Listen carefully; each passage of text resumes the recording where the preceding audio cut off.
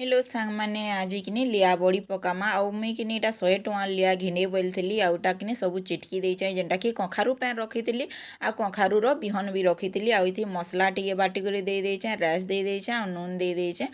आउ तार पर एटा सब चिटकी चुटका करी इटा रखली आ तार पर ए चूड़ी रे पकामा आउ चूड़ी रे पकाबाटा काणे कि गुटे शेप रे हेबा गुटे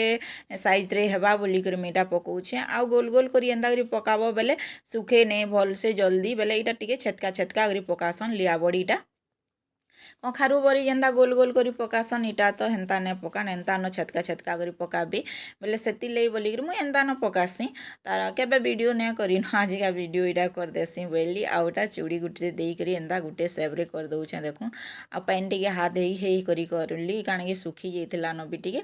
आउ गिनी खरा तो बहुत काटुछे बहुत गरम लागला न आजिठानु आटा देखुन सबके गोल गोल करी एंदा करी बनै देलछि देखुन आपण माने केंदा करी बनासन जे कहबे लिया बड़ी बिहन माने ऊपर ऊपर दिसुचे बहुत सुंदर दिसुचे छानला परे भी आपण मानकु देखामी जेंटा कि 4 दिन 5 दिन लागी जिबा सुखबार के सुखी साला परे मैं छानी करी आपण मानकु देखामी आज खाली पकावालाटा मैं देखेछे